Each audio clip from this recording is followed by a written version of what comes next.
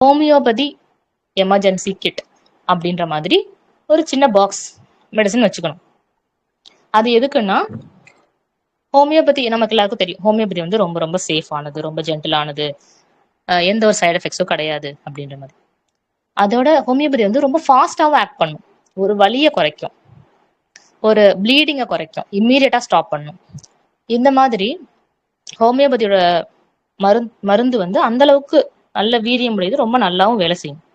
So அப்படி இருக்கிறப்ப homeopathy kit அப்படின்றது முக்கியமா உங்களுக்கு தெரிஞ்ச பக்கத்துல இருக்கிற உங்க ஹோமியோபதி மருத்துவர்கிட்ட கேட்டு, எனக்கு வந்து இந்த மாதிரி தொந்தரவுலாம் இருக்கு, எனக்கு இதுக்கெல்லாம் தேவைப்படும் அப்படின்னு சொல்லி நம்ம அந்த கஸ்டமைஸ்ட் அப்படின்னு சொல்லுவோம் இல்லையா, அது கஸ்டமைஸ்டு எப்படின்னா, இப்ப எனக்கு வந்து அடிக்கடி வந்து செரிமான கோளாறு வரும், இல்ல அடிக்கடி வந்து எனக்கு அலர்ஜி, ஏதாவது டஸ்ட் அலர்ஜி மாதிரி ஏதாவது இருக்கும், இல்ல வந்து எங்க வீட்டுல பசங்க இருக்காங்க, ஏதாவது அடிபடுறது இல்ல இன்ஜுரி ஆறது, அந்த மாதிரி எதுக்காவது வேணும் அப்படின்னு என்னோட உடம்புக்கு எது அதிகமான தொந்தரவு கொடுக்குமோ, என்ன பிரச்சனையோ அதுக்கான ஃபர்ஸ்ட் எய்ட் மருந்துகள் மாதிரி எமர்ஜென்சியா, இப்ப என்னால முடியல, நைட் ஆயிடுச்சு, உடனே ஒரு ஹாஸ்பிட்டலுக்கு அதுக்கு போக முடியல, டாக்டரை கூட கூப்பிட முடியல அப்படின்னா இமீடியட்டா அந்த டேப்லெட் வந்து எடுத்துக்கலாம் அப்படின்னு மருத்துவருடைய பரிந்துரையோட அந்த homeopathy kit, homeopathy emergency kit அப்படின்ற மாதிரி ஒவ்வொரு வீடுகள்லையுமே நம்ம வச்சுக்கிறது ரொம்ப ரொம்ப முக்கியம், ரொம்ப ரொம்ப கட்டாயமான ஒரு சூழ்நிலை எல்லாருக்குமே.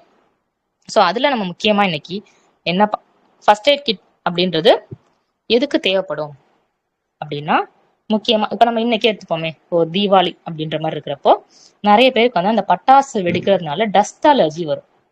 அந்த அதிக புகையினால, அந்த அதிகமான அந்த இப்ப வெளியே டிராவல்லே போறாங்க அப்படின்னா இன்னைக்கு வந்து இந்த வெடி வெடிக்கிறதுனால அதிக புகை அப்படின்ற மாதிரிலாம் இருக்கிறப்போ ஹோமியோபதி மெடிசின் அப்படின்னு பாக்குறப்போ புரோமியம், லைசினம், ஆர்சனிக்கம், கால்கேரியா, அமோனியம் காப், இந்த மாதிரி இதெல்லாம் வந்து ஹோமியோபதி மெடிசினோட நேம்ஸ்.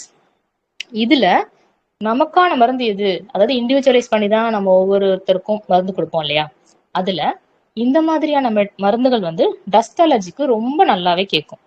ஸோ அதுல நம்ம ஹோமியோபதியோட டாக்டருடைய பரிந்துரையின் பேர்ல நம்ம அந்த மருந்தை எந்த அளவுல, எந்த டோஸ்ல, எவ்வளவு நேரத்துக்கு ஒரு தடவை, எத்தனை நாள் எடுத்துக்கணும் அப்படின்றத நம்ம மருத்துவர் நமக்கு வந்து இது இது இந்த மெடிசின் பேர் ஏன் இன்னைக்கு சொல்றேன் அப்படின்னா, இது வந்து ஜஸ்ட் ஒரு விழிப்புணர்வுக்காக தான். இதுக்கெல்லாம், இந்த தொந்தரவுக்கெல்லாம் ஹோமியோபதியில மருந்து இருக்கு அப்படிங்கிறதுக்கான ஒரு அவேர்னஸ் தான். ஸோ இது வந்து டஸ்ட் அலர்ஜிக்கான மருந்துகள். அதோட மெயினா வந்து இப்ப இந்த தீபாவளி டைம் அப்படின்றதுனால நம்ம வந்து நிறைய பலகாரங்கள் சாப்பிடுவோம், நிறைய ஸ்வீட்ஸ் சாப்பிடுவோம். இந்த மாதிரிலாம் இருக்கிறப்போ நமக்கு வந்து ஆசிடிட்டி,